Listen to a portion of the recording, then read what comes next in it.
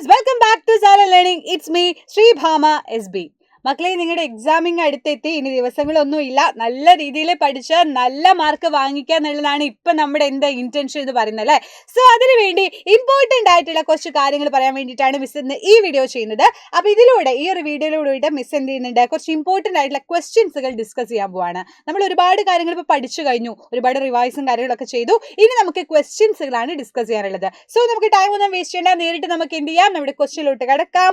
ഒന്നാമത്തെ ക്വസ്റ്റ്യൻ ഇതാണ്: Y are the wounds on the body washed with salt water? ശരീരത്തിലെ മുറിവുകൾ ഉപ്പ് ലായനി ഉപയോഗിച്ച് കഴുകുന്നത് എന്തുകൊണ്ടാണെന്നാണ് ചോദിക്കുന്നത്. ഓപ്ഷൻസ് ഉണ്ട്. ജസ്റ്റ് ഓപ്ഷൻസ് ചിലപ്പോൾ എക്സാമിന് ഉണ്ടാവില്ല, എന്നാലും ജസ്റ്റ് മിസ് എന്ന് വെച്ചിട്ടുണ്ട്. നമുക്ക് നോക്കാം ഏതാ എങ്ങനെയാന്ന് നോക്കാം. മുറിവിലെ ജലാംശം നീക്കം ചെയ്യാൻ to remove the water content in the wound and for blood clotting, രക്തം കട്ട പിടിക്കുന്നതിന്, and to destroy germs, രോഗാണുക്കളെ നശിപ്പിക്കാൻ, and relieve pain, വേദന ഒഴിവാക്കാൻ. എന്തിനു വേണ്ടിയാണ് മക്കളെ? നമ്മൾ എപ്പോഴും മുറിവ് പെട്ടെന്ന് വന്നു കഴിഞ്ഞാൽ നമ്മൾ ഉപ്പിന്റെ വെള്ളം വെക്കുന്നത് കണ്ടിട്ടില്ലേ, എന്നിട്ട് കഴുകാണെന്ന് പറയാറില്ലേ, നിങ്ങളുടെ അച്ഛനും അമ്മയൊക്കെ പറഞ്ഞു കേട്ടിട്ടുണ്ടാവില്ലേ? എന്താ അതിന്റെ റീസൺ എന്ന് പറയുന്നത്? Yes, to remove the water content in the wound, മുറിവിലെ ജലാംശത്തെ നീക്കം ചെയ്യാൻ വേണ്ടിയിട്ടാണ് നമ്മൾ എന്ത് ചെയ്യുന്നത്, ഉപ്പ് ലായനി ഉപയോഗിച്ചിട്ട് നന്നായിട്ട് വാഷ് ചെയ്യണം എന്ന് പറയുന്നത്. ക്ലിയർ അല്ലേ? സെറ്റ് അല്ലേ? അപ്പൊ അടുത്ത ക്വസ്റ്റിലോട്ട് പോകാം. കുറെ എണ്ണം ഇവിടെ തന്നിട്ടുണ്ട്. ചുവടെ കോളത്തിൽ നൽകിയിരിക്കുന്നത് ശരിയായവയുടെ ഉത്തരങ്ങൾ സെലക്ട് ചെയ്യാനാ പറഞ്ഞിട്ടുള്ളത്.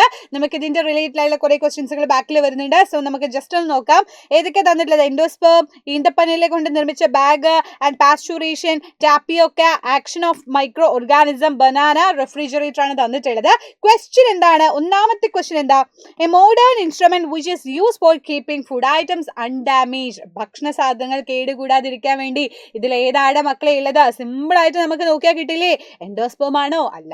വാഴപ്പഴം ആൻഡ് സൂക്ഷ്മാണുക്കളുടെ പ്രവർത്തനം അതൊന്നും അല്ല. നമുക്കറിയാം ഇൻസ്ട്രുമെന്റ് ഏതാ യൂസ് ചെയ്യുന്നത്. നമ്മുടെ വീട്ടിൽ എന്താണ് മക്കളെ ഭക്ഷണം കേടുവരാതെ അമ്മമാർ എന്താ ചെയ്യുന്നത്? ഫ്രിഡ്ജിൽ എടുത്തു വെക്കാൻ പറയും. സോ റെഫ്രിജറേറ്റർ ആണ് കറക്റ്റ് ആൻസർ എന്ന് ഈസി ആയിട്ട് നമുക്ക് കിട്ടുന്നു. അപ്പൊ അടുത്ത ക്വസ്റ്റിനോട്ട് പോവാം. ഉണങ്ങിയ ശേഷം സൂക്ഷിക്കുന്ന ഒരു ഭക്ഷണ സാധനം അതിലേതായിരുന്നു? ഇവിടെ കുറെ എണ്ണം തന്നിട്ടുണ്ടല്ലോ. എൻഡോസ്പേമും ഈന്തപ്പനയിൽ നിർമ്മിച്ച ബാഗും പാസ്ചുറേഷനും ഒക്കെ തന്നിട്ടുണ്ട്. ആ ഒരു ബ്രാക്കറ്റിൽ നിന്ന് നിങ്ങളോട് ചോദിച്ചത് എന്താണ്? കറക്റ്റ് ആയിട്ടുള്ള A food stuff that is kept after dry ചെയ്തിട്ട് യൂസ് ചെയ്യുന്നത് ഏതാണ്? അത് നമുക്കറിയാം ടാപ്പിയോക്കയാണ്, മരച്ചീനിയാണെന്ന് നമുക്കറിയാം അല്ലെ. നമ്മുടെ വീടുകളിലൊക്കെ നോക്കിക്കഴിഞ്ഞാൽ നമ്മൾ കൊണ്ടാട്ടൊക്കെ ഉണ്ടാക്കുന്ന കണ്ടിട്ടില്ലേ? ഇപ്പൊ ടാപ്പിയോക്കയുടെ, മരച്ചീനിയുടെ കൊണ്ടാട്ടൊക്കെ ഉണ്ടാക്കാറില്ലേ? അത് കുറേ ആയിട്ട് നമ്മൾ ഉണക്കി സൂക്ഷിച്ചിട്ട് കേടുവരാതിരിക്കാൻ വേണ്ടി നമ്മൾ ഉണക്കി സൂക്ഷിക്കുന്നതാണ് അല്ലെ. സോ അങ്ങനെ നമുക്ക് എന്ത് ചെയ്യാം, അങ്ങനെ നമുക്ക് പറയാം. അപ്പൊ അടുത്ത ക്വസ്റ്റിനോട്ട് പോവാം. ശർക്കരയിൽ സൂക്ഷിക്കുന്ന ഒരു വസ്തു അതിൽ ഏതായിരുന്നു? എൻഡോസ്പേം ആണോ, ശർക്കര വാഴപ്പഴമാണോ, അതോ വേറെ ഏതെങ്കിലും ആണോ, റെഫ്രിജറേറ്റർ? അതൊന്നും അല്ലല്ലോ വരിക. ആ ഓപ്ഷൻസ് ഒക്കെ നമ്മൾ ഓൾറെഡി കഴിഞ്ഞു. അപ്പൊ ആ ഒരു ഓപ്ഷൻസ് നിന്ന് ഏതാ വരുന്നത്? ശർക്കരയിൽ സൂക്ഷിക്കുന്ന ഒരു വസ്തുവിന് ഉദാഹരണം എഴുതാൻ പറഞ്ഞാൽ ഏതാ നമ്മൾ എഴുതി വെക്കുക?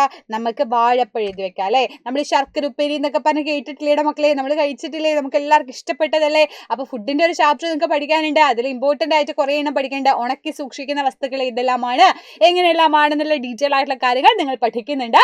സോ അതിലെന്താണ് നമുക്ക് മനസ്സിലാക്കാൻ പറ്റും? വാഴപ്പഴം, ബനാന നമ്മൾ എന്ത് ചെയ്യുന്നു? ശർക്കരയിൽ ഇട്ട് വെച്ച് എന്താണ് ശർക്കര പാനിയിലൊക്കെ ഇട്ട് വെച്ച് കുറെ കാലം കേടുവരാതെ സൂക്ഷിക്കാൻ വേണ്ടി നമ്മളത് ചെയ്യാറുണ്ട്. ക്ലിയർ? അടുത്ത question. A food stored within the seed, വിത്തിനുള്ളിൽ ഭക്ഷണം സൂക്ഷിച്ചിരിക്കുന്നത് എങ്ങനെയാണ് എന്നാ ചോദിക്കുന്നത്.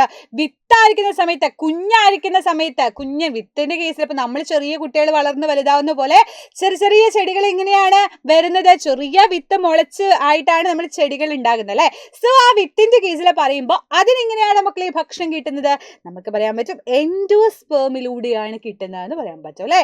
അപ്പൊ നോക്കൂ, സീഡിന്റെ കേസിൽ ഒരുപാടുണ്ട്. എൻഡോസ്പേം ഉണ്ട്, എംബ്രിയോ ഉണ്ട്, സീഡ് കോട്ട് ഉണ്ട്, അങ്ങനെയുള്ള ഒരുപാട് സാധനങ്ങൾ കൂടിച്ചേർന്നതാണ്. അതിനകത്ത് ഈ കാണുന്ന ഇതാണ് നമ്മുടെ എൻഡോസ്പേം എന്ന് പറയുന്നത്. ഇതിലൂടെയാണ് അതിന് വേണ്ട ന്യൂട്രീഷൻസും കാര്യങ്ങളെല്ലാം ലഭിക്കുന്നത് സീഡിന്. ക്ലിയർ അല്ലേ? അപ്പൊ അടുത്ത ക്വസ്റ്റ്യനിലോട്ട് പോവാം. When we immerse a large steel spoon to the boiled milk in a small vessel, it stop boiling for a moment. What is the reason? ഒരു ചെറിയ പാത്രത്തില് തിളച്ച് മറിയുന്ന പാലിൽ നമ്മളൊരു ചെറിയ സ്പൂൺ ഇട്ടു എന്ന് വിചാരിക്കുക. അപ്പൊ എന്താണ് പെട്ടെന്ന് നിൽക്കുന്നത് നമുക്ക് കാണാൻ പറ്റും. തിളച്ചുകൊണ്ടിരിക്കുകയാണ്, നന്നായിട്ട് തിളച്ചുകൊണ്ടിരിക്കുന്ന സാധനത്തിലോട്ട് നമ്മൾ സ്പൂൺ ഇട്ടാൽ നിങ്ങൾ ശ്രദ്ധിച്ചില്ലേ? ചായക്ക് ഉണ്ടാക്കുന്ന സമയത്ത് ചായപ്പൊടി ഇടുമ്പോൾ ചിലപ്പോൾ കുറച്ച് നേരം എന്ത് ചെയ്യും, അതൊന്ന് സ്റ്റോപ്പ് ആവുന്ന കണ്ടിട്ടില്ലേ? അതുപോലെ സ്റ്റീൽ സ്പൂൺ ഇട്ട് വിചാരിക്കുക. അപ്പോൾ എന്താണ് സ്റ്റോപ്പ് ആവുന്നതെന്നുള്ള റീസൺ ചോദിച്ചാൽ നമുക്ക് പറയാൻ പറ്റും. Some quantity of heat is absorb by the cold spoon since there is a temperature difference. താപനിലയിൽ വ്യത്യാസമുള്ളതിനാൽ തണുത്ത സ്പൂൺ ഉപയോഗിച്ച് ഉപയോഗിച്ചുകൊണ്ട് നമുക്ക് എന്ത് ചെയ്യാൻ പറ്റും, ചൂട് കൂടുതലായിട്ട് ആഗിരണം ചെയ്യാൻ പറ്റും. അപ്പം നമ്മൾ അതിൽ ഇട്ട് കഴിഞ്ഞാൽ പെട്ടെന്ന് അത് എന്ത് ചെയ്യും, കുറച്ച് നേരത്തേക്ക് കുറച്ച് വിത്തിൻ സെക്കൻഡ് ആണ് എന്ത് ചെയ്യുള്ളൂ അതൊന്ന് നിൽക്കുന്നത് നമുക്ക് കാണാൻ പറ്റും. സോ ഇത് നിങ്ങൾക്ക് എന്താ ഡെയിലി ലൈഫിൽ കണക്ട് ചെയ്യാൻ പറ്റുന്ന കാര്യമില്ല, ഇത് എക്സ്ട്രാ ആയിട്ട് പറയേണ്ട കാര്യമുണ്ടോ, ഇല്ല. ഓക്കെ, അപ്പൊ അടുത്ത ക്വസ്റ്റ്യൻ, ഒറ്റപ്പെട്ടത് കണ്ടെത്തുക. Find out dot 1. പ്ലാസ്മ, അരുണ, രക്താണുക്കൾ, ശ്വേതരക്താണുക്കൾ, പ്ലേറ്റ്ലെറ്റുകൾ തന്നിട്ടുണ്ട്.